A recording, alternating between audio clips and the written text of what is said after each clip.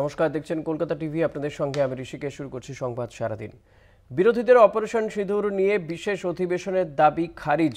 21শে জুলাই থেকে শুরু হবে সংসদের বাদল অধিবেশন, এমনটাই জানিয়েছেন সংসদ বিষয়ক মন্ত্রী কিরেন রিজিজু।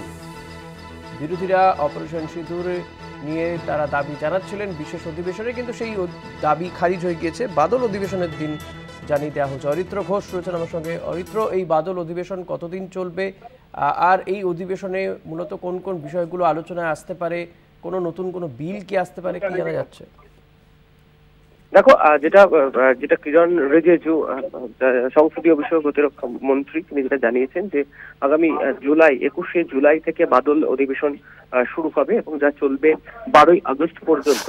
কিন্তু খুব উল্লেখযোগ্যভাবে যে বিষয়টা এবার সামনে আসতে শুরু করেছে যে অপারেশন সিঁদুর এবং অপারেশন সিঁদুর সংক্রান্ত বিষয় নিয়ে সমস্ত বিরোধী রাজনৈতিক দলগুলির তরফ থেকে একটি বিশেষ অধিবেশনের জন্য আহ্বান করা হয়েছিল এবং সেই মর্মে গতকাল 16টি রাজনৈতিক দল, বিরোধী রাজনৈতিক দল, তারা একত্রে এবং এককভাবে আম আদমি পার্টি তথা আপ, তারা প্রধানমন্ত্রীকে চিঠি লিখেছিলেন যাতে একটি বিশেষ অধিবেশনের আয়োজন করা যায়। কিন্তু সেই বিরোধীদের যে দাবি, সেই দাবি কার্যত নস্যাৎ করে দিল কেন্দ্র এবং যেটা সংসদীয় বিষয়ক মন্ত্রী কিরেন রিজিজু, তিনি যেটা স্পষ্টত জানিয়ে দিলেন যে চলতি বছরের যে বাদল অধিবেশন, সেই বাদল অধিবেশন শুরু হবে আগামী 21শে জুলাই থেকে এবং যা চলবে 12ই আগস্ট পর্যন্ত।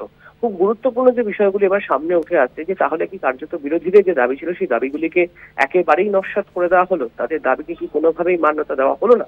এবার যেটা আমরা অনুমান করা হচ্ছে, রাজনৈতিক মহলের যেটা মত, যে যদি এই সংসদের যে বিশেষ অধিবেশনের কথা বলা হয়েছিল সেই অধিবেশন যদি কোনোভাবেই না হয়, যদি সরাসরি বাদল অধিবেশনেই সমস্ত রাজনৈতিক দলগুলি অংশগ্রহণ করে, তাহলে সেক্ষেত্রে সমস্ত বিরোধী রাজনৈতিক দলগুলি একসাথে ভাবে সংসদের যে কার্যক্রম, সেই কার্যক্রমে অপারেশন সিঁদুর এবং তার বিস্তারিত বিষয়ে জানতে চাইতে পারেন কেন্দ্রের কাছে। সেই জায়গায় দাঁড়িয়ে থেকে কেন্দ্রের তরফ থেকে কি পাল্টা প্রত্যুত্তর দেওয়া হয় সেদিকে কিন্তু আপাতত সকলেই তাকিয়ে রয়েছে এবং খুব উল্লেখযোগ্যভাবে এই অপারেশন সিঁদুর নিয়ে যে সমস্ত বিরোধী রাজনৈতিক দলগুলি যারা চিঠি লিখেছিলেন এই বিশেষ অধিবেশনের জন্য, তার মধ্যে অন্যতম গুরুত্বপূর্ণ হচ্ছে তৃণমূল কংগ্রেস।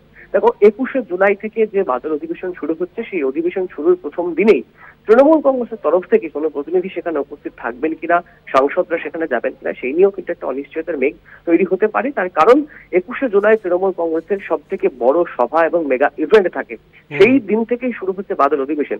সেই জায়গায় দাঁড়িয়ে থেকে দিনের এই অধিবেশনের প্রথম দিনে কংগ্রেসের তরফ থেকে কতটা যোগদান করবেন সাংসদরা, সেই বিষয়টা যেমন একদিকে প্রশ্ন উঠছে, অন্যদিক থেকে বিরোধী রাজনৈতিক দলগুলি যেভাবে একের পর এক তারা চিঠি লিখেছিলেন বিশেষ অধিবেশনের জন্য, সেই অধিবেশন কেন করা হলো না, কি কারণে করা হলো না, সেই বিষয়গুলি নিয়েও কিন্তু ইতিমধ্যে প্রশ্ন উঠতে শুরু করেছে। তবে এই সব অনিশ্চয়তার মধ্যেই কিন্তু কিরেন রিজিজু তিনি যেটা স্পষ্টত জানিয়ে দিয়েছেন যে চলতি বছরের যে বাদল অধিবেশন, সেই বাদল অধিবেশন শুরু হচ্ছে আগামী 21শে জুলাই এবং চলবে 12ই আগস্ট পর্যন্ত। বেশ, অনেক ধন্যবাদ অরিত্র। কথা বলছিলাম প্রতিনিধি অরিত্র ঘোষের সঙ্গে।